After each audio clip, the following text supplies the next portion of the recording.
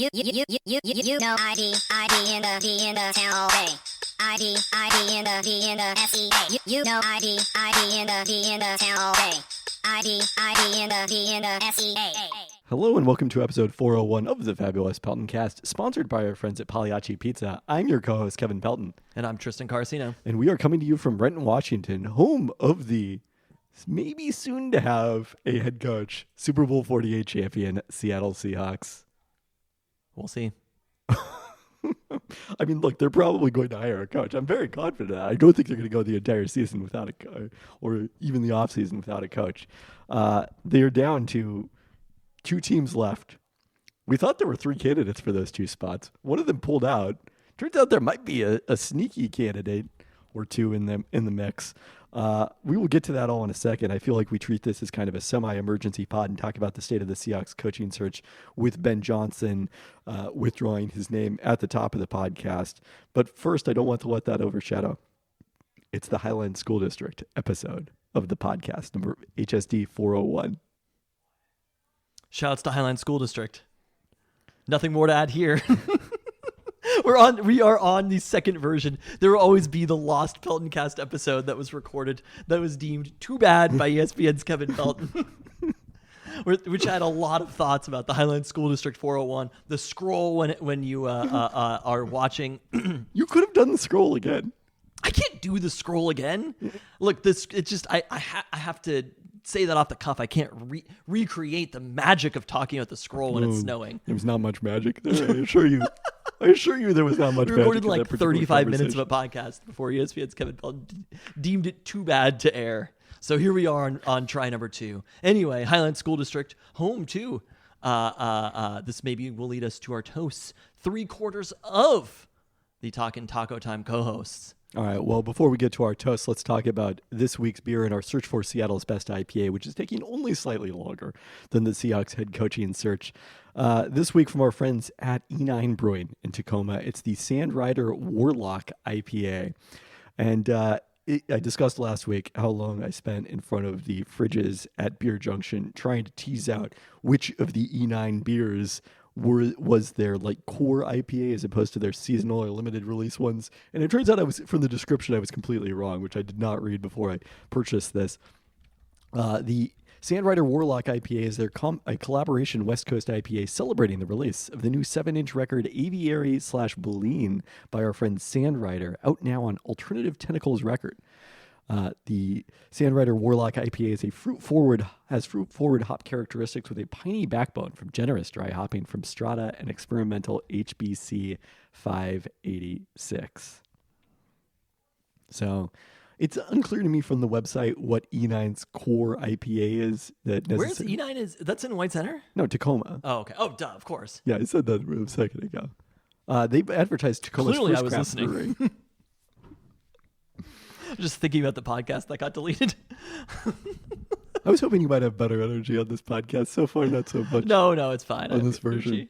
Just well, as you were saying, a congratulations again to our Talkin' Taco Time co-host Randy Cote, who officially completed his quest to visit all 79 Taco Time Northwest locations on Saturday at Rainier Avenue. We recorded a podcast afterwards that you should be sure to check out. It was a nice brisk listen celebrating the moment. But once again, shouts to Taco Time Northwest for comping our meals and going above and beyond to celebrate Randy. I see that you still have one of the 79 balloons here in your living room. The mariachi band was terrific, and it was shouts to the listener who came out. So it was a great time. You have nothing more to add on that? That was off the cuff too. You can't recreate that magic. Never again. There's going to be a moment where I'm going to flip out of being upset about the first podcast being deleted, but it's not yet. Well, you're not going to flip out of being upset on this one. Oh, yeah. Next when we talk about the Defensive Rookie of the Year. Yes, congrats to Devin Witherspoon, one of 5 finalists for NFL Defensive Rookie of the Year, which will be presented at NFL Honors on February 8th. Jalen Carter of the Philadelphia Eagles remains the heavy favorite to win the award. We will see many fine candidates in there, all very good football players. Many of them made plays throughout the season, which people saw. Again, Jalen Carter, number 6 in the NFL in pass rush win rate. I think Witherspoon did end up PFF's top-rated rookie, but Jalen Carter was right behind him. And then the other factor that surely hurt Witherspoon, although he was never the favorite. I don't think he was the favorite even after the Monday night game. I don't know if he was ever the favorite. He was very close at that point, but then not playing a full season due to injuries, I think really. I'm this close to saying other things about Jalen Carter and derailing this podcast too, but it's okay. Anyway, very good candidates, really good football players, all of them, and most importantly, they made play on the field. I really thought play that Jalen Carter made this year was great, and made the best candidate win. Well, speaking of Witherspoon, congrats to Geno Smith, DK Metcalf, and Nick Bellore, who were selected to the Pro Bowl as injury replacements. They'll join Witherspoon, Julian Love, and Bobby Wagner at the Pro Bowl, so the Seahawks will be well represented on the final game day roster. All right, it's been a while since we've hit this one. A lot last year when we learned a lot about the UW track and field and cross-country programs. But congrats to UW runner Luke Hauser, the defending NCAA champion in the mile, who set a school record of 3 minutes 51.73 seconds at Saturday's Mile City event at Dempsey Indoor Center. So I think 5 Huskies in total ran sub 355 miles, and it was the 4th fastest mile run by any NCAA runner so far this year. So a very strong performance, or maybe all time. All right, lastly this week we have a listener question. Inspired by WNBA MVP Nneka Ogwumike, who announced last week that she is going to leave the Los Angeles Sparks in free agency. One of the 5 teams she is meeting with is the Seattle Storm. Was here in Seattle last week. We saw, thanks to Circling Seattle Sports on Twitter, pictures of Climate Pledge Arena welcoming her on her tour with the mocked-up Storm jersey. But posing, which way better than, I don't know if you caught this, the Ole Miss photoshops of the UW players that transferred to Ole Miss. Like, they need to step their game up. It's like they just got computers in Mississippi. Come on. Okay. The Ole Miss photoshops are specifically bad. They looked really, really poor. You won't begrudge the players, but you'll begrudge Ole Miss in their Photoshop ability. I certainly will. We are not above anything else. Begrudging the players is the only thing that we're above. Photoshop ability of the marketing department of the Ole Miss athletic department, not above that. I didn't actually. I can't go out there and play, but guess what? I can Photoshop some shit. Yeah. By Photoshop, you mean MS Paint? No, back in the day when I worked for the Storm, I did actually Photoshop. I wouldn't Photoshop like full jerseys at that point. Photoshop's come a long way since then. What do we think about Gary and Hatchett in Oklahoma? Pretty solid Photoshop. If that's what your trade grades are now. Is this good? Is that good to you? Yeah, I think that's pretty good. You don't think that looks natural? I don't know. I haven't seen these Ole Miss ones that. Okay, so I have to look up Justice Buelow. Julius Buelow. Well, I don't know anything about him. Nate Kaleppo would be the both other. of them. Yeah, both guards went to Mississippi as a. Are you kidding me? Yeah. No, I knew all this information. Wait, where am I going to see specifically this Photoshop? I mean, if someone does their tweets, but I don't know. Here, I'll just go to Nate Kaleppo's Twitter account. I don't think it can't be that hard to find. After all, we've had computers here a long time. We should be able to find it. These are pretty bad. No, that's not from Ole Miss, is it? That is not from Ole Miss. That's not the one I'm looking at. I've seen. This one that still has the dogs on the helmet, but they didn't bother to Photoshop the helmet, just the jersey. The one that he posted, I'm pretty sure, is a red jersey. So, maybe go to his personal Twitter account. And then there's one Kaleppo Nate that just says UW student. That's the only one I'm seeing. Oh, because it's not under his full name is not Nate. So it was under a slightly different name now that I think about it. This is an unexpectedly long detour on this second podcast. I found Julius Buelow.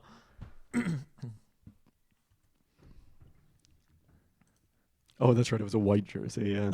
It's a pretty bad Photoshop. Thank you for acknowledging. I don't know if it's that much worse than the Oklahoma one, though. I think it's noticeably worse. Look at the numbers. They're not formatted to the jersey at all. Like, it's not great. But Committed. Anyways, back to Neko Ogwumike. Was in Seattle last week. Posted on Instagram a photo of the swag bag. The Nate Kalepo one is not bad. Yeah, that one's not as bad. I guess I was mostly thinking of the Julius Buelow one. All right. Posted a photo of the gift bag that the Storm had left in her hotel room, which featured Brown family wine, coffee from Cafe Vita, and Seattle chocolates.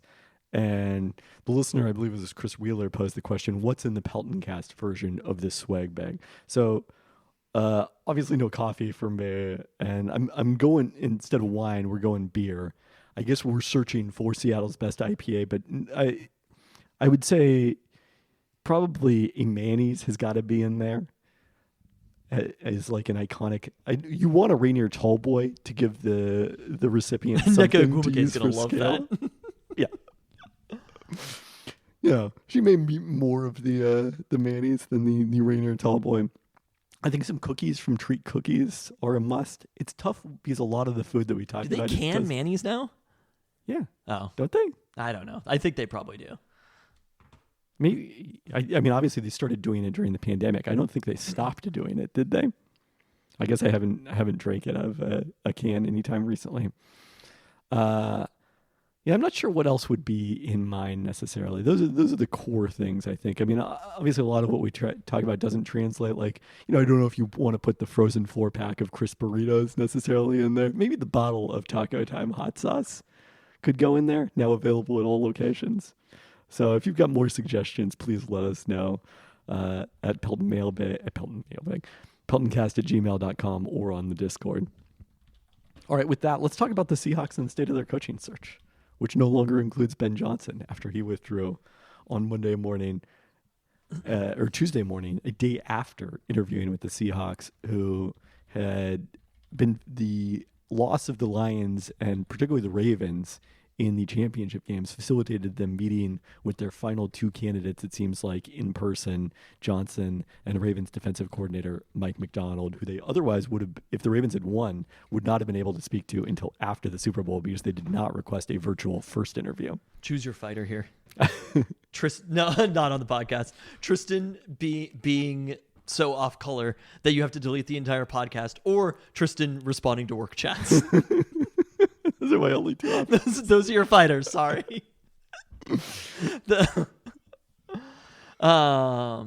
Anyway, what were you saying, Seahawks? You have takes about the Ben Johnson withdrawing. You want to just start there? I mean, it's fine. Like, I'm not here to give Ben Johnson career advice. My only interest in this scenario is the Seahawks finding a head coach. I think overall, if you have an opportunity to be a head coach, that you should take that opportunity, as long as it's at a reasonable organization. And you put forward the position on Discord that you thought that Ben Johnson, this was the save face. I know I'm not going to get it withdrawal. I think the amount of times that people truly are backing out of something without another motive or reason is like, we are talking minuscule. I don't know. Motive is probably the wrong way to put it. I think Dan Lanning didn't get offered the Alabama job, and I think Kalen DeBoer has been done for a long time. I think Dan Lanning used that as, or maybe they already had the conversation about Alabama months ago.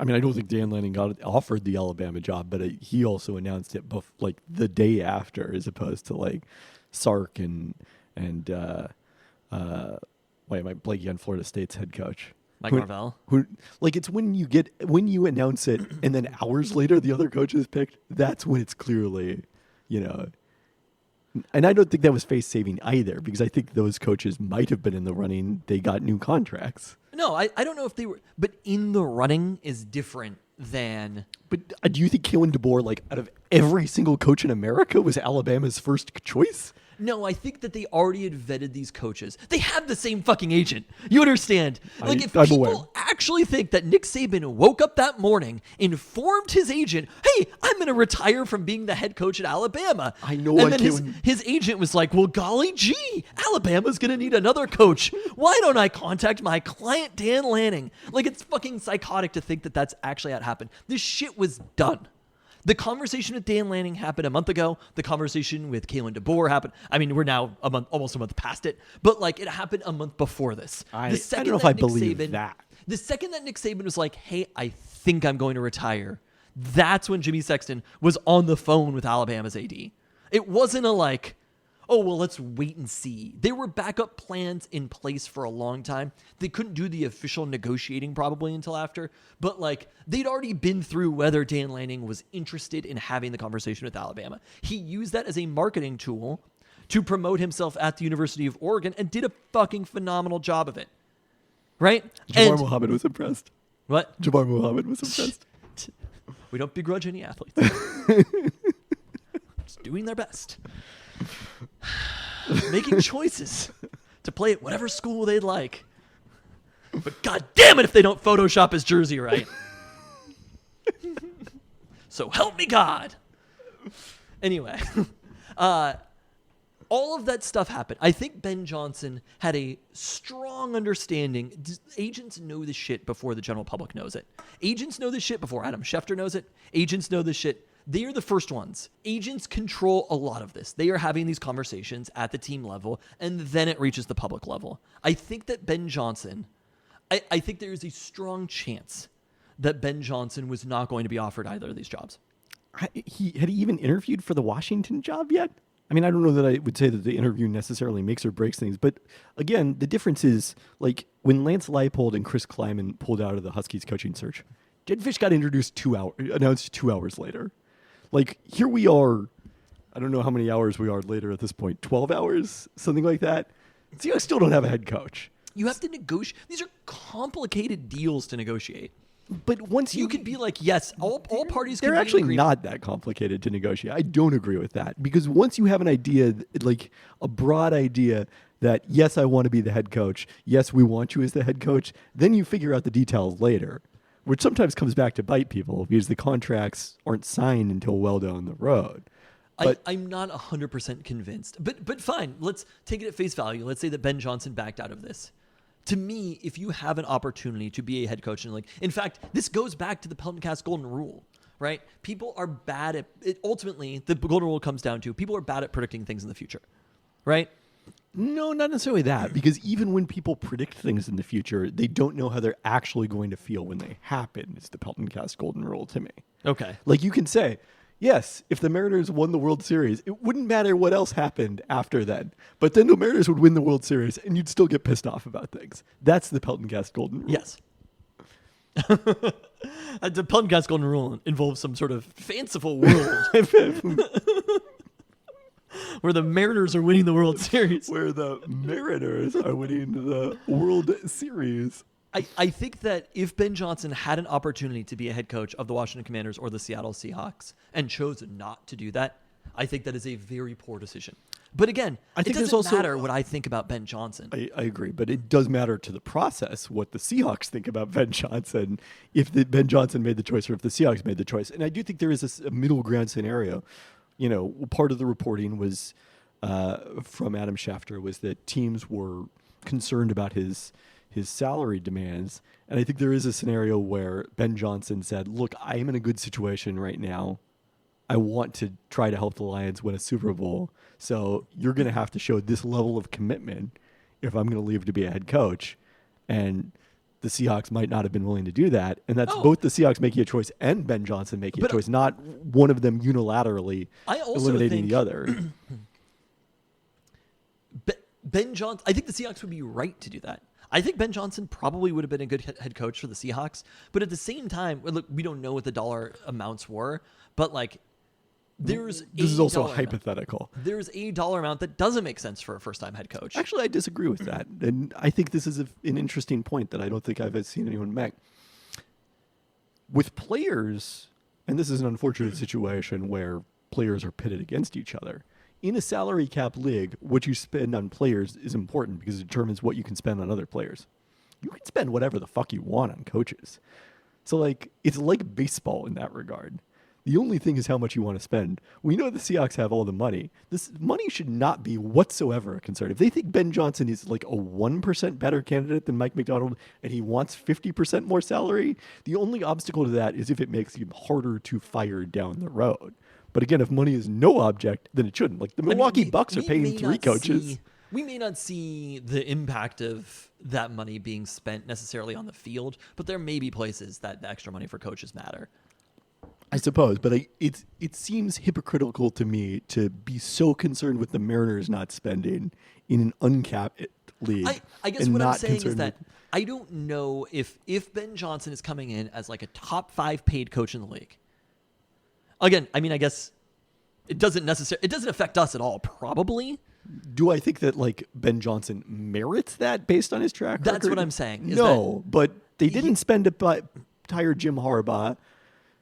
They didn't spend to hire Bill Belichick. Like, at some point, you just got to pick the best coach and not worry about the money part of it. Sure. I agree. But it's not going to be Ben Johnson. So, like, we can just wipe Ben Johnson from our minds because the chances of the Seahawks coach ever being Ben Johnson are basically zero. I would agree with that. Because it's right now. And I think that's the thing about this process that's been a little bit frustrating. And I actually feel I feel in this moment before the Seahawks have a head coach, process-wise and everything, I think at this point last week, the Seahawks hadn't even requested an interview with Mike Macdonald. I said it last week. Like, if you wanted to evaluate what they were doing from a process standpoint, the single biggest complaint at that point was that they hadn't interviewed Mike Macdonald. And then subsequently, the reporting came that they were willing to wait until after the Super Bowl, if that's what it took to interview Mike Macdonald. This team is very all over the place. Maybe it wasn't just Pete Carroll that was making the Seahawks very all over the place. Fair, but also the advantage that they now have is with Washington as the only other team out there. Like, there's not as much competition as if there were still 6 jobs. They're open. out competing teams. There was the one time that Pete Carroll talked about. It was Zach Miller at high school, right? And he was like, we went to his pro day. We like outlasted everybody else. We felt like we'd like won the day when he was at USC. And I remember hearing that and just being like, God damn, Pete Carroll, I love you. Or he's like, we are gonna work harder than everybody else. That's our out competing you. Like, we're USC, yes, but we're not gonna sit there and we're USC. We're gonna be USC and we're gonna outlast you too. You convinced me. Hire Pete Carroll. Dude, I'm telling you right now, if you could take Mike Macdonald out of the situation, which we'll talk about in a second, every other candidate, I'm picking Pete Carroll over them. I mean, If it's Ben Johnson, if it's Mike Macdonald, give me one of those two. Let's take a shot. Everybody else, if Dan Quinn is the head coach of the Seattle Seahawks, they fucked up this process. I mean, I think it was Patton on the Discord who did make a compelling point that Dan Quinn could be an upgrade over Pete Carroll if he feels less empowered to meddle offensively. So that's the case. But we can talk about that when we get there. We all know a lot about Dan Quinn. Let's talk about Mike Macdonald, since he is late to the Seahawks coaching search. Like Johnson, another fast riser at age 36, did not play football at Georgia, but started his career as a grad assistant there under Mark Richt. He moved to Baltimore in 2014, starting as an intern and advancing to linebacker coach before going from Harbaugh to Harbaugh as defensive coordinator at Michigan for the 2021 season, the Wolverines' first trip to the CFP under Jim. After one season, Macdonald returned to the Ravens as defensive coordinator after Wink Martindale was let go. The Ravens improved after finishing 28th in defensive DVOA during an injury-plagued 2021, back to 8th last season, one spot better than they'd been in 2020, and then finished number 1 in defensive DVOA this season. And even though, Mike Macdonald is coming off of a loss in the championship game, this was not a Dan Quinn style loss. Like, that defense did its job against Patrick Mahomes. It was the offense that didn't keep up. I don't think we should overjudge. I mean, I think the Bobby Slowick stuff is kind of like, it's one. Why are we judging him over one game? I mean, what we should judge is that the Texans offense ranked like 16th. I don't know that that's necessarily why Bobby Slowick, who did not get a second interview, and Slowick, who did not get a second interview and extended his contract with the Texans, subsequently fell out of the running. It also could have been based on his interview, but yes, you definitely should. I think he was just a little bit not quite ready. Yeah, I mean, this is his first year calling plays. If there's anything about Mike Macdonald that concerns me, it's that piece as well. But I do think at the same time, there's a little bit of, he's just risen through the ranks very, very quickly. And generally speaking, the one thing that really helps in the NFL is nepotism, of course. But beyond that, seeing coaches that have come through the ranks very quickly where they've been, it's like people generally can recognize talent among coaches. And you do have to have some trust between the two respective Harbaughs that they saw Mike Macdonald as a very, very good coach that they were both willing to promote very quickly. And as a defensive coach, ultimately what matters the most for the Baltimore Ravens, if we understand anything about football, is that the skill on the Baltimore Ravens defense is still the most important thing. Number one by far. Probably true with most offensive defenses. At the same time, if you have that skill and are able to have them be the best defense in the league, that's probably a good thing. And Mike Macdonald is about half Pete Carroll's age. So he's not about half Pete Carroll's age. Is he literally half? Pete Carroll is 72 years old. He's 37. So he's I thought Macdonald was 36. Okay. If he's 36, then he is literally... I believe Ben Johnson was 37. Okay, yeah, he's 36. He is exactly half Pete Carroll's age. So you do have to think that his ability to be flexible about the defense, to adjust to situational defense and how defense is going to change over time, but also on the offensive side. John Harbaugh is not an offensive coach. He's not a defensive coach necessarily. He's been in kind of both places. And it's funny because John Schneider touted at the outset of this the value of like having coached in special teams and having that holistic view. So he did not speak to anyone with a special teams background. Of course they didn't. But I think that being from that John Harbaugh tree has been pretty good at fourth downs. Generally, yeah, not strong this season, but as we loaded last week, special teams coordinators actually have the best track record of going for it on fourth downs because of Harbaugh. Kind of incredible. So he's been pretty good at fourth downs. Their track record hasn't been great this year. At the same time, they've probably been more willing to punt because of how good the defense is. Correctly. And Mike Macdonald's defense is. They also were just like one of the best teams of all time during the regular season. So you kind of can't complain about almost anything they were doing. Yeah. And I don't think that they cost themselves in that playoff game because of not going for fourth downs. I think the Chiefs' defense is just really fucking good too. Yeah. So I think two other points on Macdonald on this topic specifically. Number one, the word that people always use to describe him, reading a feature about him on the Ravens website, is analytical. So that's a pro in my opinion. Number two, when he started as an intern, one of the people he was interning in the same office with was Eugene Shen, who has helped with Ravens analytics at the coaching staff level. So there was that like direct exposure at the outset of his career that I think is a positive. I also like that he's got both a college and a pro background, because I think a lot of the creativity defensively is coming from the college game, where they have to deal with these really pass-heavy spread attacks, although the emphasis at the NFL and the creativity there is probably a little different in terms of taking away deep passes in particular. Yeah, I mean, Mike Macdonald's been good everywhere he's been. I think the chances of him being aggressive on fourth downs, or at the very least more aggressive on fourth downs than Pete Carroll, is fairly high. I think the chances of him being more able to adjust things defensively if something isn't working is probably higher. I still think there's a good defense. We talked about this during the season. There's a good defense in that Seahawks defense. I mean, they ended up putting how many players in the Pro Bowl? I guess today's players weren't, but 3 Pro Bowlers from this defense. It's kind of bonkers considering just how terrible of a defense they were. And I think that if anybody was going to find the good defense from there, it's probably Mike Macdonald of any of the head coaching candidates. So we'll see. I mean, I think it is funny where you get to this point of like, all of a sudden you're just so excited about what's available. We're tracking flights for Mike Macdonald, which I think even like starting the process, give me one of the offensive coordinators first. But after that, it was like Mike Macdonald. And the thing that I have to respect him because of how much I hate that they have him. He gives me Dan Lanning vibes. That seems plausible. And like, look, Dan Lanning was really good at this shit. He has the Georgia background, right? I wonder if he worked with Dan overlap. No, I guess he wouldn't have overlapped. He was on Kirby. Dan Lanning was all Kirby Smart era, and this is more Mark Richt era. But like, I think that if anything, he probably compared the defensive knowledge. But a coach has to be overall. You don't just coach one side of the ball. And I think if anybody is able to do that, I probably have more faith in Mike Macdonald than almost anybody else. And, he was there at Baltimore as they completely overhauled their offense with Todd Monken this year. Yep. And the team was excellent with that. So, like, he's sort of seen it in action.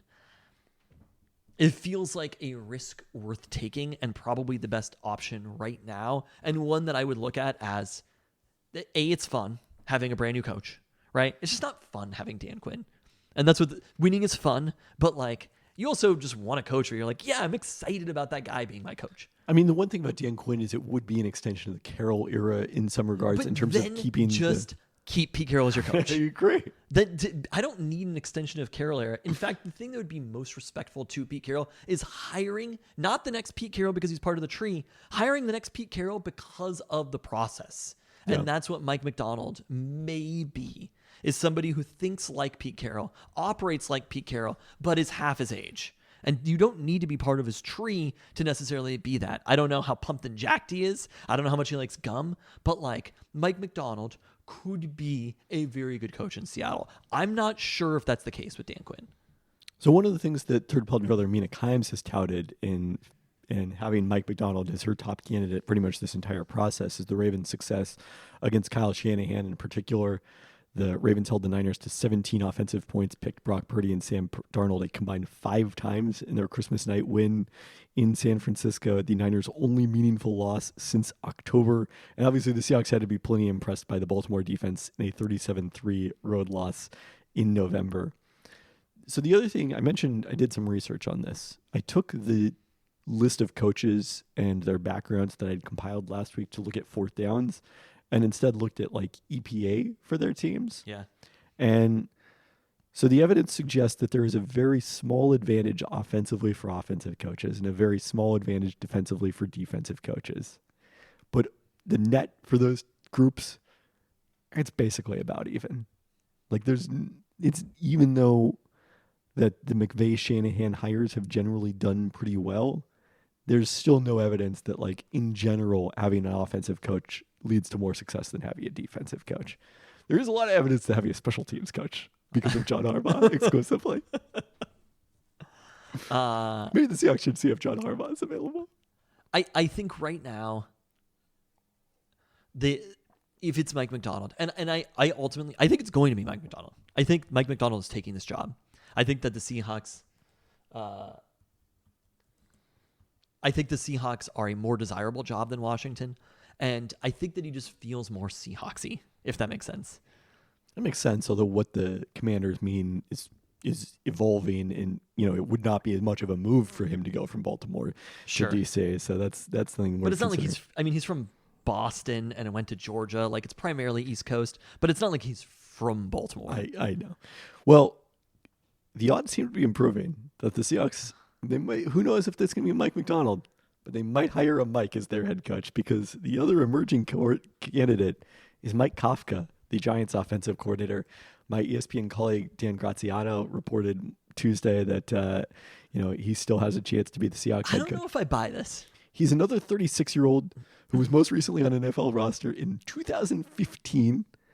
Then spent 1 year as a grad assistant at his alma mater, Northwestern, before linking up with Andy Reid and Eric Bieniemy in Kansas City, where he started as offensive quality control coach before becoming quarterback coach, and then added a passing game coordinator title in 2020. The Seahawks interviewed him when they hired Shane Waldron as OC in 2021. I think he was someone we would have been perfectly excited about at that point. Kafka then got his opportunity as an offensive coordinator the following year under Brian Daboll with the Giants, getting play calling duties there despite Daboll's offensive background. That worked well in 2022 when the Giants jumped from 32nd on offense to 17th and reached the playoffs. But the offense regressed to 30th this year, and the reporting suggested Daboll took an increased role in play calling, and there's even some speculation that Kafka could be out as an offensive coordinator entirely with the Giants. Yeah, I'm not buying this, that Mike Kafka is actually a legit candidate. I think it is, I guess, at this point, probably Mike McDonald or bust. Or Dan Quinn. Like, that's it. And I think if they get to Dan Quinn, that will be straight up consolation prize. It would be because Mike McDonald either chooses not to be a head coach somewhere, just pulls a Ben Johnson, or gets hired by Washington. I mean, Kafka could be a candidate for offensive coordinator under either of those coaches in that scenario. That could be, we mentioned that as a possibility for why the Seahawks were conducting some of these second interviews with coaches that didn't seem to have strong track records this season. There's something specifically about the desperation for Mike McDonald when all of a sudden it's like, wow, the room is getting thin of candidates. And at the same time, Mike Vrabel's still out there. Bill Belichick is still out there. But the Seahawks just have not shown any interest that has been reported in those candidates. And that is partially to me why I feel like Mike McDonald is the guy. You know what I mean? Like if you're interested in Dan Quinn, if you're that interested in Dan Quinn, why wouldn't you also be interested in Mike Vrabel? And maybe it's Mike Vrabel once. Mike Vrabel doesn't have the Seahawks background, though. I do think that's an appeal to them. What's Seahawks' background? Like you're saying with Dan Quinn? Yeah. But it just feels like if that's the type of coach that you're looking for. Also, Dan Quinn has coordinated successful defenses in recent years. Mike Vrabel has not. Well, and so that's where you come back to Mike Kafka, which is just like, what about Mike Kafka is making him a candidate? It does feel a little Cliff Kingsbury-ish in terms of like potentially failing upward into an NFL head coaching job. I'm literally just tell me what about him? Why is Eric Bieniemy not a candidate if Mike Kafka's a candidate? It's a great question. Is that all you need to be as a former quarterback and not going to say it? We all know. Podcast number 2. We just can't. I didn't say we can't. But literally, is that all you need? He has a fun name. Like, Mike Kafka has done nothing in his life to indicate that he should be the coach of the Seahawks. And Mike Macdonald has been extraordinarily successful everywhere he's been. You come back to, like, you look at the units. Like, I know that Dan Quinn in Dallas, that they had a rough playoff game and, how much influence an individual coordinator has. But, like, Dallas defense has been really good the last couple of years. It makes sense that Dan Quinn would get another head coaching job. It makes sense that Mike Macdonald would get a head coaching job after the number 1 offense. It makes sense that number 1 defense. It makes sense that Ben Johnson would get a head coaching job. Why are we not talking about Todd Monken, right? Like, why is that not? I don't know. It's an interesting question. I mean, you can look at kind of like... He's not one of the 2 Ravens coaches who's in the mix I will tell you this. We're going to fight about this right now. You want to give me a former quarterback who also was fired, who I think should be in a better position to be a head coach? Mike Kafka was not fired, for the record. Who could be fired? Give me Ken Dorsey.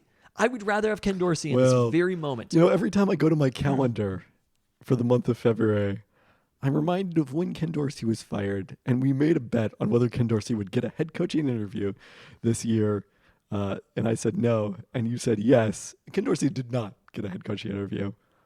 I'm going to go ahead and give myself a W on that one. I mean, you could kind of look through the top teams of DVOA and just be like, I mean, the Todd Monken one is kind of a surprise to me.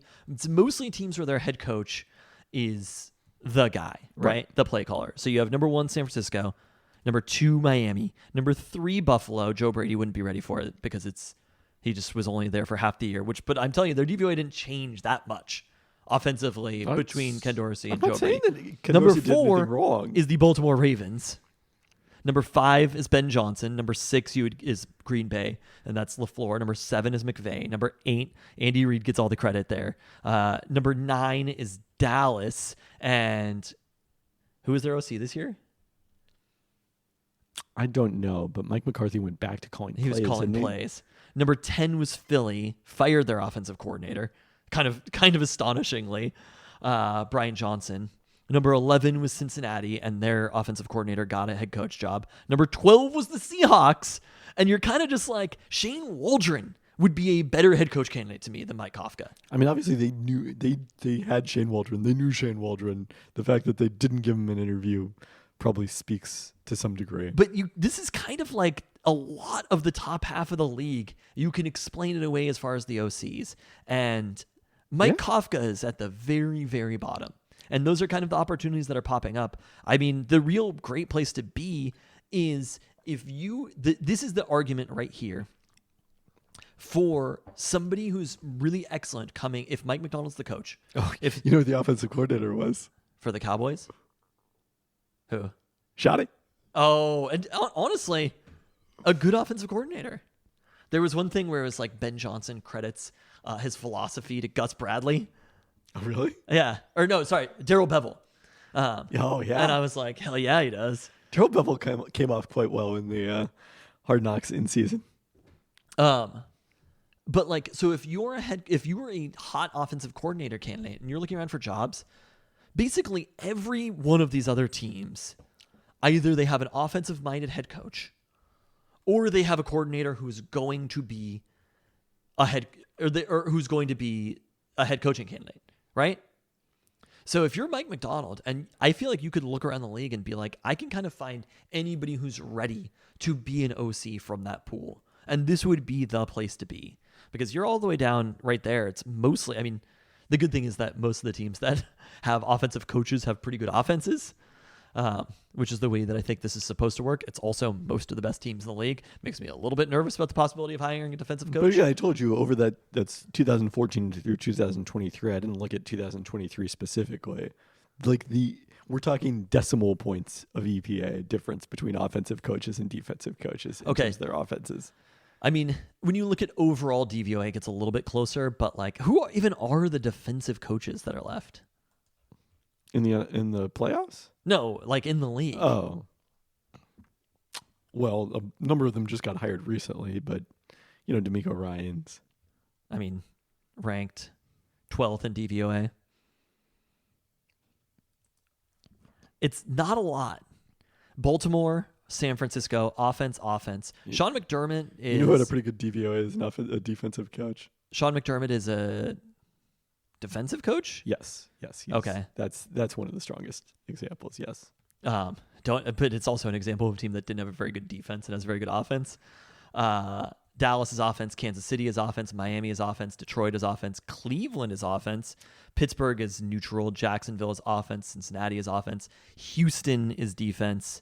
Nick Sirianni's background as an OC also, right? Yeah, 2023 specifically. There's like 2 teams, maybe 3 in the top 15 or so of DVOA who have defensive-minded coaches. 2023 specifically, there was an advantage for offensive coaches overall. Anyway, if you're going to hire a defensive coach, it had better be the right one. I guess that's what I'm saying. Yeah. All right. Well, so look, by the time you listen to this, the Seahawks may have a new head coach. I still don't know. I'm very confident it's going to happen while I'm driving to Portland tomorrow. If it is Mike McDonald, I think it is good process for where they are. And whether they were going to hire Ben Johnson or not, it's just not a possibility at this point. So you might as well try to hire the coordinator from the number 1 defense in the league and one of the best defenses of all time. Yep. That's kind of it. Like, they're not going out and trying to hire fucking Mike Kafka overseeing the 28th best offense in the league. 28th. 30th. That is just, I don't even know what we're doing here. Yeah, the 30th best offense in the league. It would be a very surprising situation if you got the head coaching job. But we can talk about that when it happens. Let's move on and talk about Little Woody's Seattle Burger Month. Wow. Which starts next week, celebrating its 10th anniversary. Per tradition, this week, the week before, is a return of last year's favorite from Burger Month. In this case, the Paju Jr. from Bill Jong of Paju, which features galbi sauce, kimchi cucumber coleslaw, and gochujang aioli. I didn't pull up my rankings last year, but this was definitely a very strong burger. This year's chefs in Seattle Burger Month are Aisha Ibrahim from Canlis, Connor Cronin from Dark Alinos, Janet Becerra from Pancita, and Taylor Cheney from Yala. So always an exciting time of year with the Burger Month. We have not yet heard what the item you're going to get if you do all 4 burgers is this year.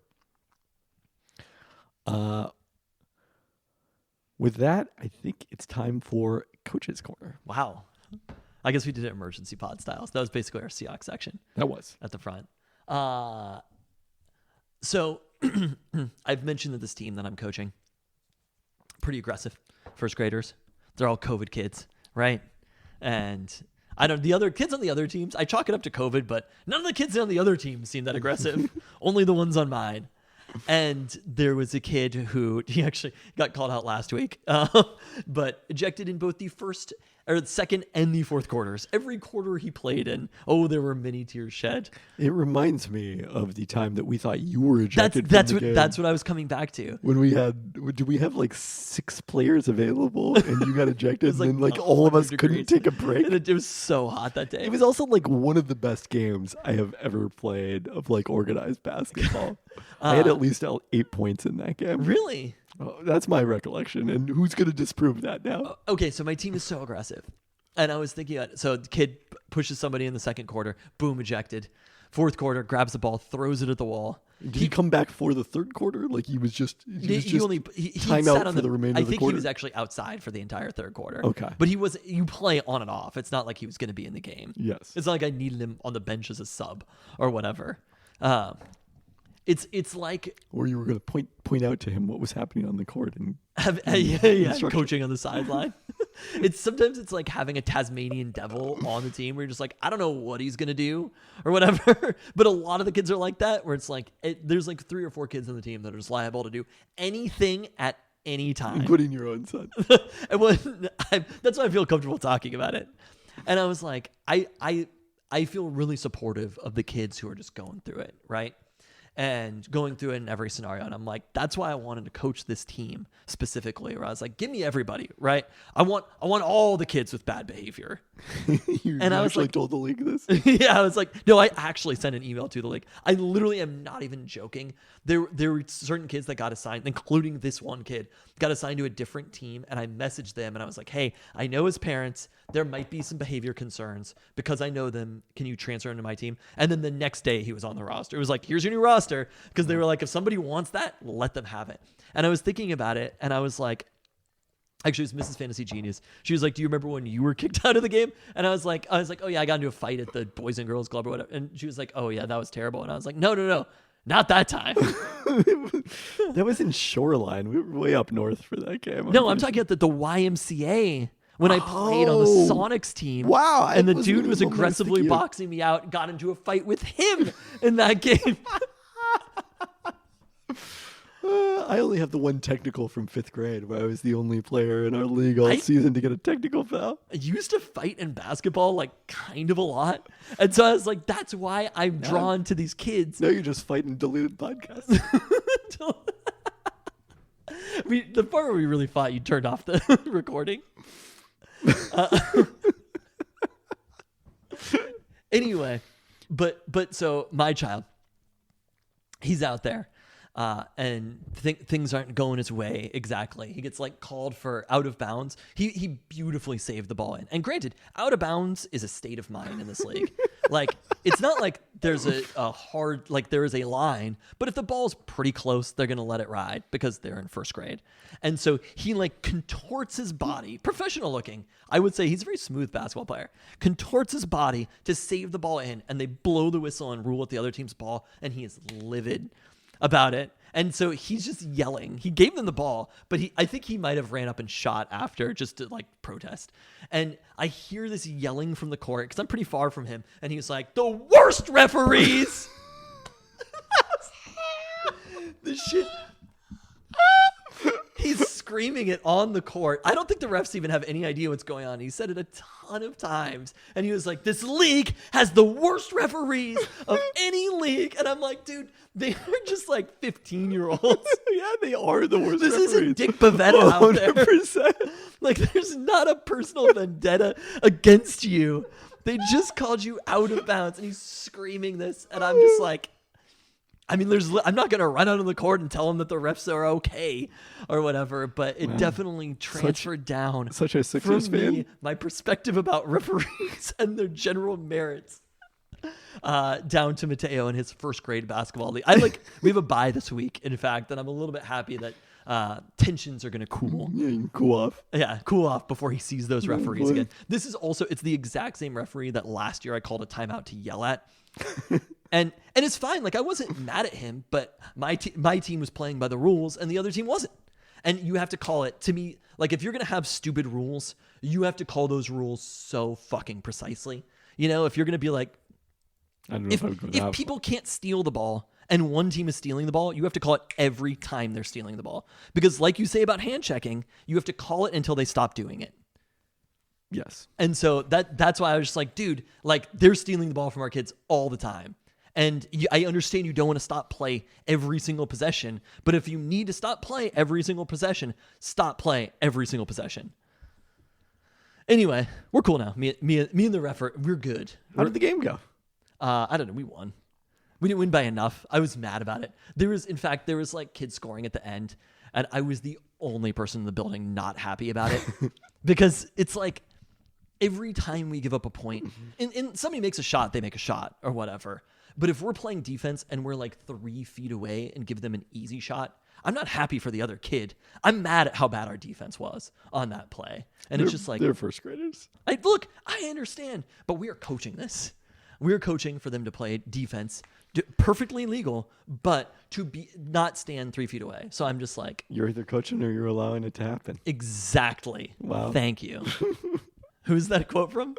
That's just a general coaching axiom. Oh, yeah, I'm going to yell it at the kids this week. I'll yell it at the parents to let them know why. There was... Anyway, we had a really good practice, actually. Oh, good. Yeah. The team's getting pretty good. We're 2-1 now. I mean, you know. It won't be as fun at Coach's Corner next week. They're getting in a league where they don't keep score. We're probably 2-1. It won't be as fun at Coach's Corner next week without you having had a game since then. Mateo's going to... Oh, this was the other thing that I wanted to mention. So while we're on the topic of Mateo. So he was so upset about... He's an Eagles fan, as you know. I do know. He's not just an Eagles fan. He is all the way down to a Delaware Bluecoats fan. What? Like... He doesn't like the Thunderbirds, and I was like, do you have a minor league hockey team in Philadelphia that you like too? He's on the Flyers. Is he aware of the existence of Delaware and how its proximity to They're the Pennsylvania? minor league team of the... They're the G League team. That. We saw it on the broadcast yesterday. He learned of their existence, and now he is a diehard fan. I learned too. A pretty good mascot, not going to lie. I don't think even people in Philadelphia are diehard Delaware Bluecoats fans. Maybe people in Delaware are. So... He was really upset though, because he was like, I'm so sad that I go to school every day and there's no other Eagles fans there or Philadelphia fans. He was like, people are going to make fun of me. And I was just like, dude, if you're going to be a Philadelphia fan, you have to own being a Philadelphia fan. You can't sit here and whimper to me. You're a fan of the city of Philadelphia right now. You have to out-aggress everybody. And so now he heard that and he internalized that. And he's just like, every moment that he's acting out of line, he's like, this is normal behavior for a Philadelphia fan. So I'm like getting a McDonald's today and he's like, hurry the fuck up with my McDonald's. And his mom is like, that is not okay to say. And he's like, it's normal behavior for a kid who's a Philadelphia fan. That's his justification for everything being out of line, is that for a Philadelphia fan, this is the worst thing that I ever taught him. It was like when I taught him how to proudly lift a middle finger, and let me just tell you, he learned. Yeah, he did. He did. So baby fantasy genius. I was upset that he was whimpering about being a Philadelphia fan, and I was like, you can't be a fan of the team that boos Santa Claus and then be like, I'm so sad that there's no other Philadelphia fans here, right? You do not agree with this perspective? You prefer the whimpering? I don't know if I prefer the whimpering. I think there's a happy medium in between. I'd like to see ESPN's Kevin Pelton on parenting. Everybody's a genius parent till they have kids. Let me tell you, I was in charge of them for 4 or 5 days. I don't know how long you were in Hawaii. Like 3 years ago? No one came back an Eagles fan. That's all I'm saying. Under my watch. No one became an Eagles fan. He's been threatening to be an Oregon fan over the weekend, and I was just like, I swear to God, be a fan of Philadelphia, be a fan of Georgia, I don't care. There will be no Oregon fandom in this house. So Jabbar Muhammad. Oh my God. No, that's not what we're talking about. Just not what we're talking about. Really, support the players. Should play wherever they want to play. Whoever's best for that. Really good. Troublingly good. Let's talk about the Mariners as we get into our roundup. Jabbar Muhammad. We got Ephesians. We got Ephesians, baby. Trader Jerry is at it again as the Mariners dealt reliever Justin Topa newly acquired pitcher Anthony DeSclafani and 2 prospects, including newly minted MLB pipeline top 100 prospect outfielder Gabriel Gonzalez. DeSclafani! To the Twins for second baseman Jorge Polanco. There we go. Polanco brings a career 780 OPS to Seattle, including 789 in 80 games last season with a heavy weight on power. Hit a career high 33 homers in 2021 and 14 in just 80 games last season. Polanco was an all-star in 2019.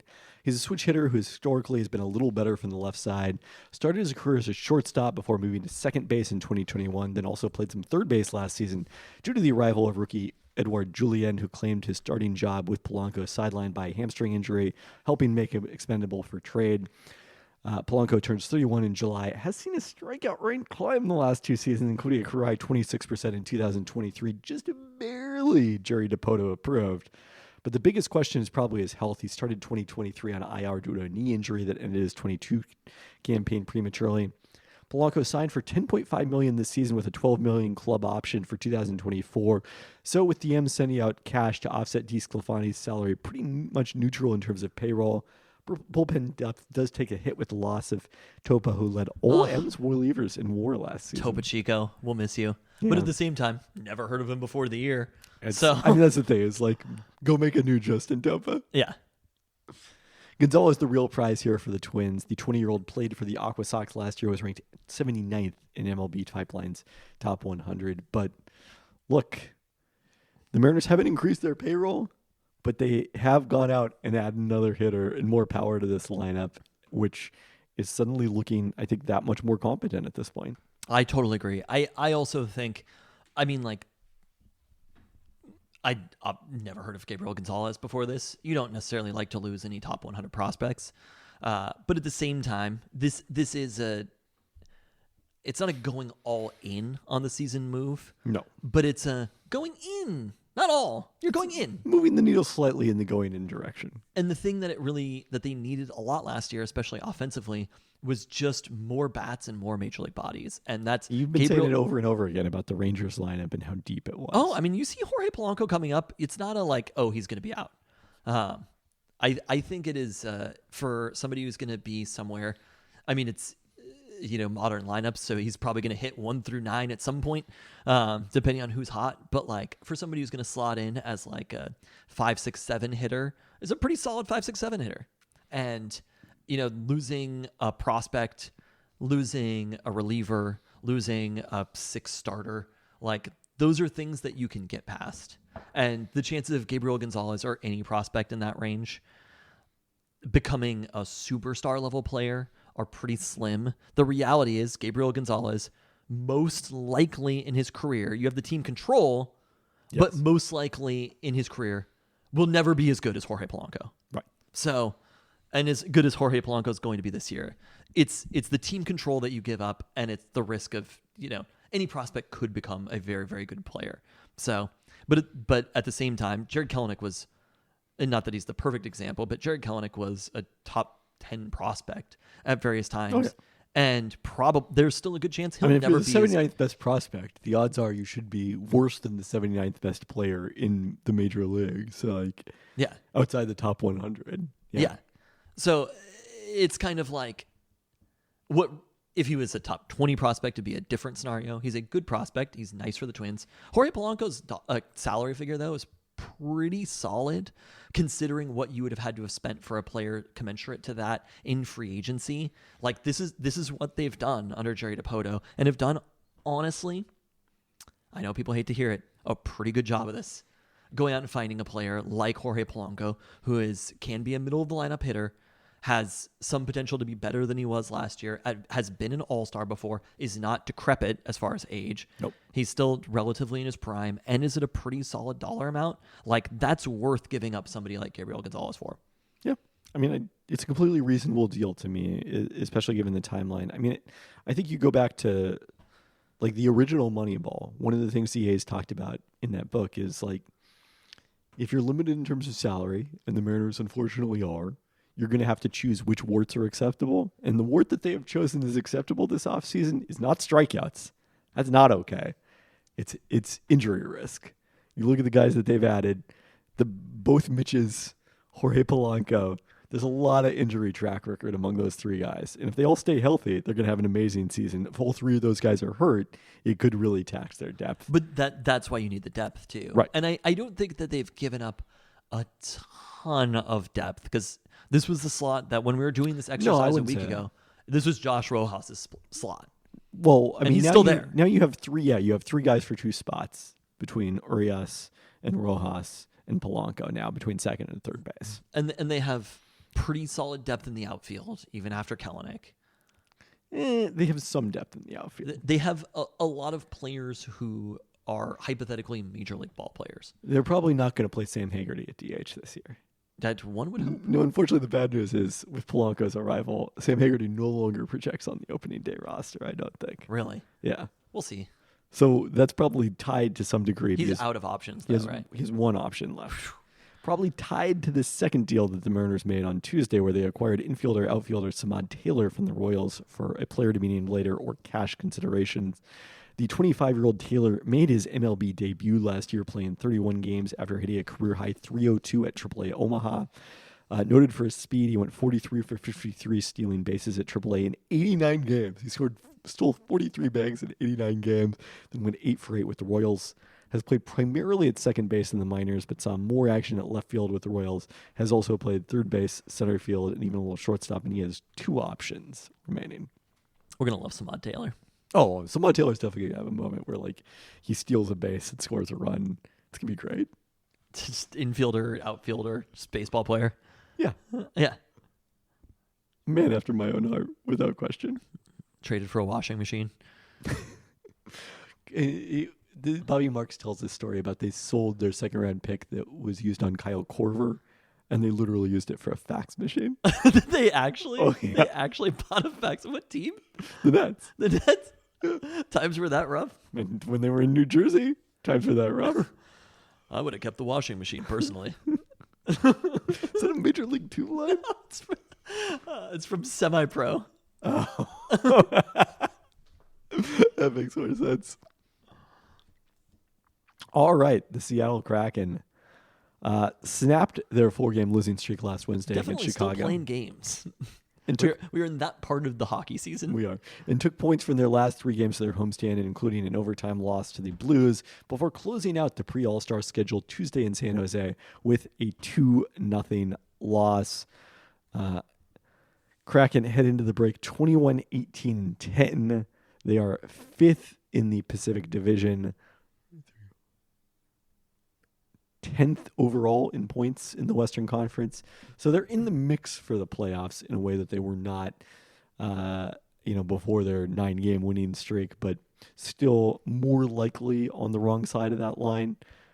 The Edmonton Oilers have won 16 games in a row. Is that a factual thing? And they're only 29-15 overall. And they only have 1 overtime loss all season. Those are many bizarre stats that I'm seeing here in the NHL standings. Good news, they continue to get healthier. Matty Beniers returned from the IR for the last 2 of those games at home. Despite Philip Grubauer's return, Joey Daccord unsurprisingly continuing to start in net for the Kraken. Expect that Grubauer will probably just be the backup going forward with Joey Daccord playing as well as he has this season. So they'll be off for the All-Star break coming up this weekend. They don't play again until February 10th. So it's an extended break here for the Kraken and everyone else in the NHL. Seattle Sounders news. The Athletic reported and Sounder at Heart confirmed that the team is finalizing a contract with forward Danny Moskovsky, an MLS free agent. Moskovsky joined Real Salt Lake in 2022 after 2+ seasons with LAFC. Has been incredibly productive when he's on the pitch, averaging 0.4 goals for 6 goals per 90 minutes in MLS play, better than the 0.43 Real Ruidiaz average last season. But last year's 14 starts in 1,200 minutes in league play were a career high. May have to accept a smaller role so long as Jordan Morris stays at striker and Ruidiaz stays healthy. But for now, Moskovsky replaces the underperforming A-Bear and 36-year-old Freddie Mondero as depth, both of those players out of contract for the Sounders, who continue to train in Marbella. A little Seattle Storm news. We mentioned Nneka Ogwumike visiting. Storm in the mix there. Again, one of 5 teams that she's visiting after deciding that she's going to leave the Los Angeles Sparks, for whom she's played her entire career. Free agents can begin signing contracts officially on Thursday, but the one thing that can happen between now and then is that players can accept their qualifying offers as restricted free agents or reserved free agents. And the Storm saw that happen before Joyner Holmes. So she signed a non-guaranteed 1-year deal at her minimum. Therefore, a training camp contract will come to camp with the Storm to try to make the team after playing off the bench last season. So more to come on the Storm. I think Nneka Ogwumike is a real possibility. Boldly predicted Skylar Diggins-Smith to the Storm. I think that's a real possibility. We'll see how they come out of this free agency, but it could be much more competitive than they were in 2023. Third fighter just dropped. What's that? It was more of Tristan working primarily. Oh no. Reading that Universal was talking about taking their music off TikTok and seeing how it affects certain artists. Huh. Well, there you go. I hope they do. More for you. Burn it down. You don't. No, I have artists signed for Universal distribution. UW women's basketball suffered a 62-44 loss last Friday at number 2 UCLA. Their 44 points were a season loss against a UCLA team that played without star center Lauren Betts, as they had just 2 players scoring double figures, with Delia Daniels needing 17 shots to score 14 points. But that loss was quickly forgotten, as on Sunday, the Huskies took down number 11 UCLA, bouncing back in a huge way to hand the Trojans their first home loss this season. Huskies built an 11-point halftime lead, never trailed in the second half, making 6 of 8 free throws in the final minute to hold off a USC comeback attempt. Lauren Schwartz played all 40 minutes and scored 21 points, while Delia Daniels had a double-double of 12 points and 13 boards, and they held star USC freshman Juju Watkins to 19 points on 8 of 27 shooting, with 6 turnovers. The win pushed the Huskies to the last spot in ESPN's bracketology. So they are firmly on the bubble right now. The reward for that win, facing 2 more top 20 teams, albeit at home this weekend. Utah number 20 after getting blown out at Oregon State on Sunday to drop to 5-4 in conference play. They started 7-0 after reaching the Elite Eight last season, but haven't been the same after losing sharpshooter Gianna Neepkins to a season-ending foot injury. Utah still boasts a powerful interior force in Alyssa Peely, who's 22.3 points per game on 59% shooting, ranks 7th nationally. But without Neepkins, no other Utah player is averaging double figures. So this is an outside chance the Huskies could pull off the upset here. Okay. On Sunday, it's Colorado who dropped 3 spots to number 6 after losing last Friday at Oregon State.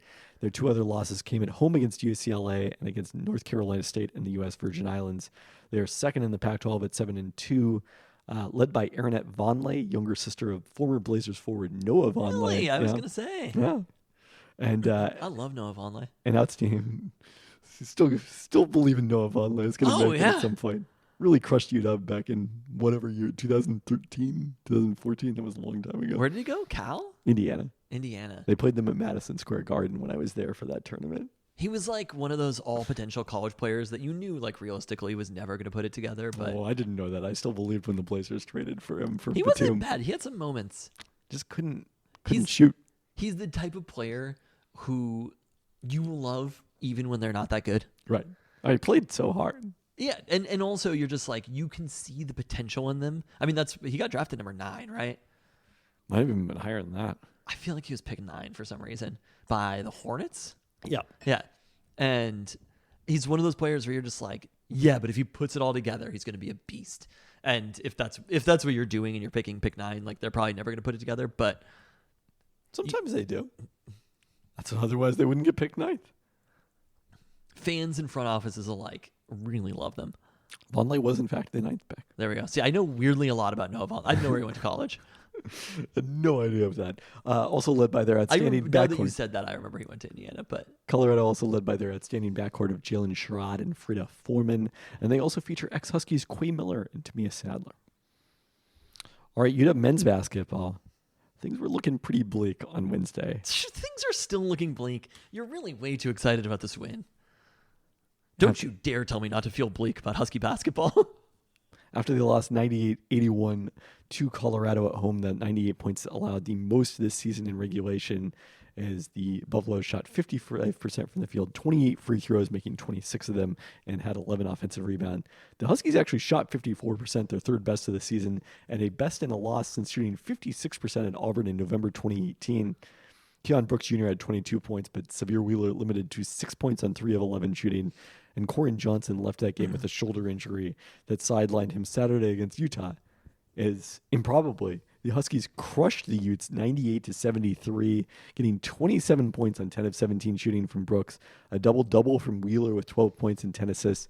Paul Mulcahy and Moses Wood combined for 35 points, making 6 threes in 11 attempts. Overall, the Huskies' 11 threes were their 2nd most this season, and they held Utah center Brandon Carlson to 9 points and forced 14 turnovers. The sum result of this was the Huskies moved up in Ken Palm over the weekend, despite the loss. I just, it's too, There are actually a lot of games left, I will say. So many games left. That's what I keep telling you. There are 10 games left? Yes, they are precisely at the midpoint of conference play at 4-6. And there are precisely 5 home games and precisely 5 road games. That is correct. So, but if they get to 500, it's still not an NCAA tournament team. No. They'd have to go at least 12-8 in conference play to have a chance. So that'd be like 8-2 over the last 10 games here. I mean, there are some road games in there. The other thing is They play kind of one hard team for the rest of the season. Am I wrong about that? No, you're not wrong. Like every other game is God winnable. damn it, I talked myself into Husky basketball again. How dare you do this to me? This is me tomorrow and just being like, well, if you look at the 2016 Falcons, you have to say, if Dan Quinn was able to find Kyle Shanahan once and Steve Sarkisian after that, he can do it again. I think we just have to have faith in Dan Quinn as the head coach. He's done it. He's given those coordinators the ability to create and operate on their own to success. Let Sark cook. That's going to be me tomorrow. Dan Quinn. Not actually. It's fine. I mean, they'll probably. It's fine. Jed Fish is a better coach than Kalen DeBoer is what I'm trying to tell you. Apples to apples, a better coach. Look, the team being in Oklahoma ultimately is better for the city of Seattle. When you look at the 91 Huskies, I think you have to say to yourself, the sanctions actually were better for the program overall. If it weren't for those sanctions, you never have Michael Penix. That's all I'm saying. I mean, Don James has said many times that his doctors told him if he didn't retire at that point, he would have had serious health issues. Exactly. All right. What other horrible R.I.P. things? Doug Father. What other horrible things have happened in Seattle sports? Look, I think it was actually better that Ken Griffey Jr. requested a trade. You know what? Long term, I mean, you have to factor in the spark of the 2001 Mariners is the moment Ken Griffey Jr. requests a trade. That's it. That's all I'm saying. If Ken Griffey Jr. is on that team, you don't get the 2001 Mariners. And ultimately, losing in the 2001 season was good because eventually you end up with Julio Rodriguez. Somehow you're going to have to find something nice to say about Ichiro's career. That's the real All-star, judge. greatest rookie of all time. Wow. Your pick of the Seattle Mariners as Seattle Sports Figure of the Year was a genius pick because you covered the entire team.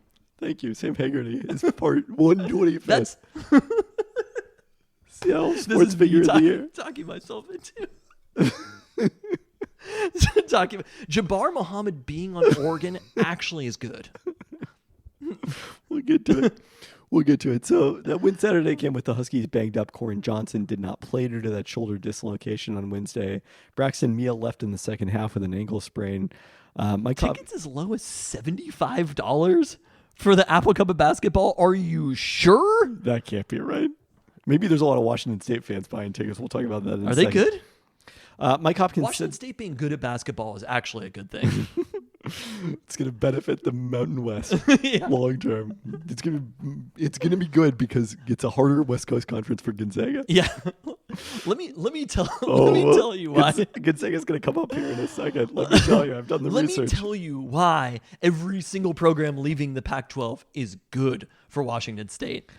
Mike Hopkins said that Frank Kepnang will return to practice this week after missing the last 11 games with a new injury. And then the first I've seen this, Percy Allen reported this week that Wesley Yates II is redshirting due to the injuries that have kept him out all season.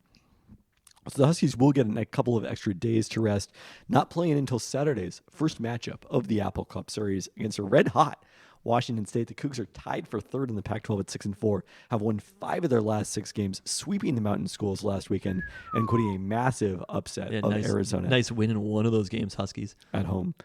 Washington State currently in the bracketology first 4 out Wow. alongside Gonzaga. They are technically higher on the list than Gonzaga. I might just cheer for the Cougs in this game. just to keep Gonzaga out. I mean, the Huskies, wow, they really are that expensive. Any person who's thinking of going this game, are you sure? Again, it could be a Washington State fan. It must be Coug fans excited. There's no way a Husky fan saw that game against Colorado and they're like, yeah, give me more of that. Wow, do you know what the last time was the Washington State made the NCAA tournament?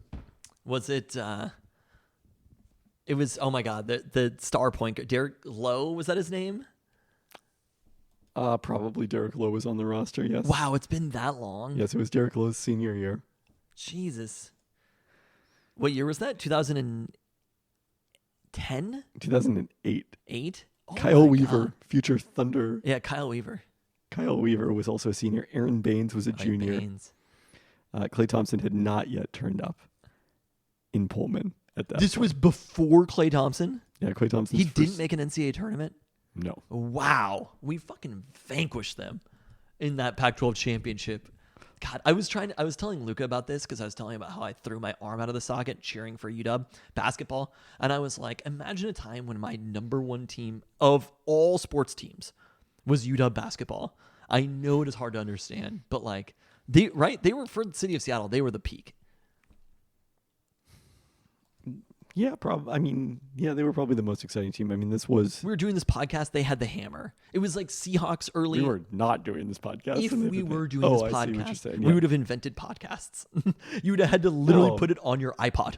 I podcasted in like 2006 with David Locke. He was way ahead of the game. Damn. Yeah. Yeah. Stormcast. Shouts to him. Still have the RSS feed for that up somewhere. That's got to be valuable. All right, Anyway, anyways. I was like, Luca, UW beat, I think it was Arizona. Tell me if you remember this game. It was a Saturday. I think it was when we clinched the Pac-12 in like 2000 and I was at UW. So I think it was 2007, 6 or 7. No, they I were started, not good in 2007. I I started don't think in they won the 5. Pac-12 in 2006. This might have been the year that we got the number. No, I wasn't at UW when we got the number 1 seed. That was the year before I got there. It was the next year. 2006, they beat Arizona in the final game of the regular I season. think that was the game. What day was that? March 4th And it was a Saturday. Yep. Saturday, March 4th, 2000. at Arizona. 2006. Yep. I was at Western Washington University in a dorm, the common area of a dorm, watching this game and celebrated so aggressively, pumped my fist so aggressively, my arm came out of its socket. And then I was on the floor writhing in pain, screaming, just publicly, out in front of everybody. That was how happy I was about a University of Washington men's basketball team winning a game, which is bonkers to think about as we sit here in 2023 and I look at my phone and I'm like, oh, Huskies are losing. Or even they're winning. I'm like, who cares? They finished second in the Pac-10, 1 game behind UCLA, who went to the Final Four that year. This was the year that we lost to Illinois in the NCAA tournament. Or No. not Illinois, to UConn. They beat Illinois and then lost Yes, to beat- UConn in the Sweet 16, yes. I like that Illinois team too.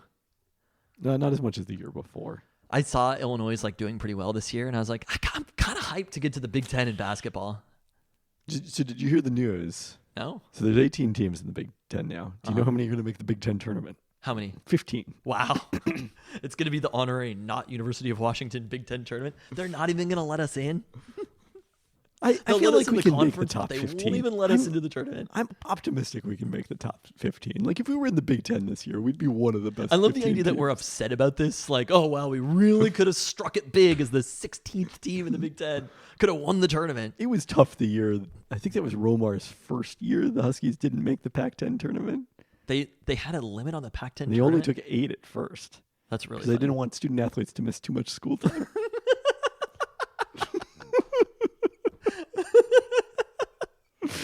What Student hilarious athletes.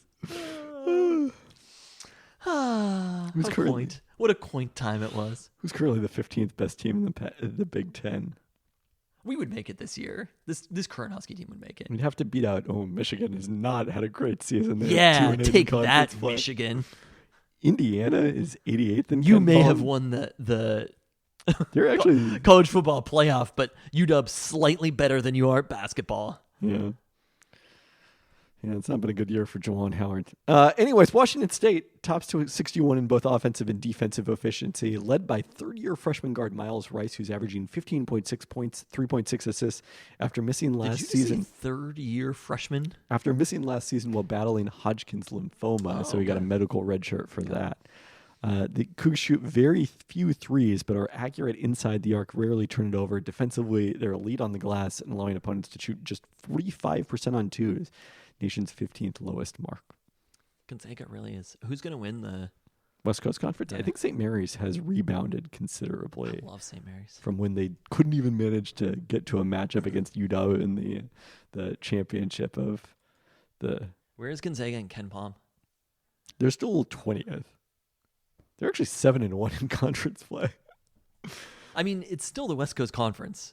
Like, that's the thing. I mean, their only meaningful win is against USF at home. You They beat need them by to 5. dominate in that conference to On Saturday. get that large. Saturday's real game What? for you is Gonzaga hosting St. Mary's. Wow. Okay, let's freaking go, St. Mary's. I mean, is there a chance that Gonzaga, if they're down for a couple years, they No. may never recover? No. You think they are ensconced? I don't know if they're ensconced, but I don't think that You think they'll they are- never recover is extreme. Aren't there certain programs? Usually, it's when you lose a coach, but like there are certain programs that were legendary programs for a long. Like Indiana. But Indiana always has the chance to have a really good year. Indiana was very good last season. But like good every single year. Yeah, that's harder to pull off after that legendary coach leaves. Has there? I mean, there really hasn't ever been a situation like Gonzaga before. Not in the modern era, I wouldn't say. I mean, Wichita State is maybe the school that like was pretty consistently a very good mid-major for a long period of time until their coach ran off all their players. And once players were allowed to freely transfer, all of a sudden Wichita State fell off. So I don't think that's Who was the issue. coach? Greg Marshall. He Oh. got fired. Did he? Yeah. God, where was he from before then? Wasn't he somewhere else? I want to say he was from Winthrop. Okay. But yeah, it's been a bit of a rough go lately for Wichita State, which is currently 9-11 this season. Okay. Well, I look forward to this game. St. Mary's Gonzaga. Yeah. All right, UW football. Some players are actually committing to play for UW next season. We got him. Early enrollees quarterback Demarcus Davis and linebacker Kamori House both withdrew their notifications of transfer will stay at UW. Davis and Devon Williams Jr. both coming to UW as 4-star freshman quarterbacks. This is going to be They'll kind of all stay on the interesting. team. I mean, they're not going to stay on the team, but maybe they'll compete for the Somebody's starting going job. to win the competition. But I Probably. also, let me just tell you, if you're the University of Arizona, you went into last year with a starting quarterback, and you ended last year with a different starting quarterback. You think that Noah Fafita is going to transfer mid-season? Is that your implication here? No, I'm just saying, if one of these two players is good enough, Will Rogers can be beat Oh, yeah. in a competition. That's That's what I'm saying. I'm not counting it as an official bold prediction anymore because these guys don't have a year of experience in the system like Austin Mack did. But crazier things have happened. I like that there are players that you're going into it, and it's like if Jed Fish is out there and all of a sudden he sees Matt Flynn, if Will Rogers is Matt Flynn and Damon Williams or Demarcus Davis are Demarcus and Demarcus Davis are Russell Wilson, turn it over to him. Yeah, So by all means. I like that idea. It's not like Penix, where Penix came in. I mean, there was a competition between him and Dylan Morris, but like, And Sam Heward. yeah, and Sam Heward. A lot of people thought Sam Heward was going to win that competition, friend. I'm not saying this is going to happen. I'm saying it could happen. Backup offensive lineman Landon Hatchett also announced he'll stay despite his brother Garion transferring to Oklahoma, as we referenced earlier in this pod, for up to 2 years of eligibility. Landon still has 3 years left after playing 9 games as a true freshman. Running back Tyro Rogers will return after running for 184 yards as a true freshman, serving as the primary backup to Dylan Johnson. This was a little surprising given Yeah. the depth for the Huskies There at was running another. back. I don't know if you saw this because it was just a tweet from It Bob doesn't, Quintoda. doesn't seem confirmed as yet, but yes, there was a running back from New Mexico who may be His transferring. numbers looked great. Yes, I don't know where he fits with all the running backs. I literally was gonna say, like, Jed Fish might have to invest in a hat looking at this at this roster, and you're like, this team probably should be running the damn ball. Let's see who the offensive line is first, because that's the biggest question mark right now. But good news on the throwing the ball front. Jeremiah Hunter reaffirmed his plan to transfer UW after not yet having enrolled. Oh my God. I didn't even know to be worried about this one until I was looking at UW Dog Pound's roster It tracker. was one of those things where earlier like today. all of the transfers that were coming in they had no ties to the University of Washington. And so him coming, I mean, you have to give Jed Fish a lot of credit for that. Yeah. This was one that we were excited. He might have been one of the number one receivers, even had Kalen DeBoer been here. Yeah, I mean, Jeremy Bernard transferred. Jalen McMillan went to the NFL, so it seems like more of a need than we thought, but we thought it was a pretty big deal at the time. B.J. Green II did end up at Colorado. It didn't seem clear whether he was going to get into school at UW because he had never been announced as one of their transfers. This was the pass rusher from Arizona State? Yeah. Okay. I believe Sunday, the last day for players to submit notifications of transfer following Kalen DeBoer's departure, although it might be Tuesday if the 30-day clock starts with Jed Fish's hiring. One more player did apparently submit a notification of transfer, tackle Jalen Clem, who had transferred here from Kansas State. So again, the offensive line depth taking a hit because both guards headed to Mississippi. Two guards headed to Mississippi. Hatchett headed to Oklahoma. We mentioned Jabbar Muhammad many times, and then also a real bummer, Asa Turner headed to Florida. Where did Ja'Cory Krosky say that he was transferring to UW? There he is in a UW jersey. People Just said looking through his Instagram stories. Yeah, people said it on Instagram. So, but I could not find his Instagram. Wait, This did does he kind of take look like down it. this post? Oh, that's a different person. Okay. He's just retweeting someone, reposting someone. These are Husky fans asking for him to come, it sounds like. I mean, They're not. he's reposting them. Yeah, I feel like the chances are good, but we'll get to that when it I like actually it. happens. Okay, get to the big one. Ephesians price. There it is. There it is. Have fun in Oregon. Have fun living in Eugene, Oregon, Jabbar Muhammad. We got him. We got him, people. It's Ephesians time. Elijah Jackson, Ephesians fry sock. Get the fuck out of here, Jabbar Muhammad. Your scholarship is rescinded. It's not rescinded. If By he wants me. to come back. By me. By all means. But look, Jed Fish's letters to Ephesians worked. There we go. He's following it from Arizona. In all Pac-12, honorable mention is a true sophomore starting all 13 games after making 3 starts as a true freshman. Prysock was originally a 4-star recruit, has 2 years of eligibility remaining, though he could be a draft candidate next year. I mean, he's a 6'4" corner. This guy, has the NFL frame. I have never I've watched him play. I didn't know that I was watching Ephesians Prysock play, but I love Ephesians Prysock. Yes. There has never been a player I've cared about more. Devin Witherspoon, Ephesians Prysock playing cornerback in the city of Seattle at the same damn time. What number does we Ephesians are in a Prysock blessed era. Number 7. If it was going to be 21, that would have been impressive. We'll see. Maybe he will here. You never know. Anyway. Let's check out what Ephesians 7 has to say. A good name is better than fine perfume. No, that's Ecclesiastes 7. No, that's, I don't know why that showed damn up there. it. Yeah. Now they're going to have to sign a player named Ecclesiastes. I mean, I wouldn't rule it out. And most importantly, have fun in Eugene, Oregon. Jabbar Muhammad. It's great. Look, those 12 times a year that something interesting happens, and in fact, they only play probably 7 home games, something like that. I'm sure they play 7 home games. That'll be a really great time for Jabbar Muhammad, those 7 days a year that it is palatable to be in Eugene, Oregon. But otherwise, if you want to do anything else with your life, just have fun. I hope they have you a good time, because in the city of Seattle, Washington, we have Ephesians Prysock. Also have San I don't Jose think about State you at all. linebacker Brian Parham, the Long Beach native. I kind of like that, getting one from San Jose State, where it's just like, thank you. Can we just get something here? Earned All Mountain West honorable mention after leading the Spartans with 106 tackles last year. He's a 2-year starter with 1 year of eligibility remaining. Take that guy from Vanderbilt who transferred somewhere else I don't remember. Ethan Barr. Ethan Barr, yeah. That's the He rule went to UCF. Yes.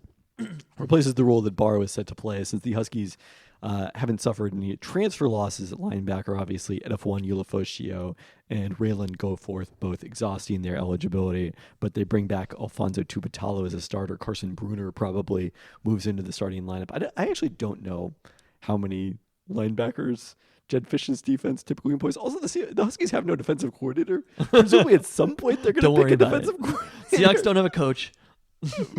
Huskies don't have a defensive coordinator. I mean, I guess But you know who has IHOP? That's Ephesians Prysock. They don't have it in Eugene. They do still sort of have co-defensive coordinators because they had them last year with William Inge and Chuck Morrell, and they have not gone elsewhere. Look at him. So That's we'll a see. ball player right there. How tall is Jabbar Muhammad? Not 6'4". I'm confident of that. All right, a little bit of other Seahawks news before we wrap things up. 5'10". Pathetic. Didn't stop him from making many key deflections, including against Oregon. Did he? Was Jabbar? I don't think Jabbar made any of those plays. We did against Texas, that's for sure. Elijah Jackson made a play against Texas.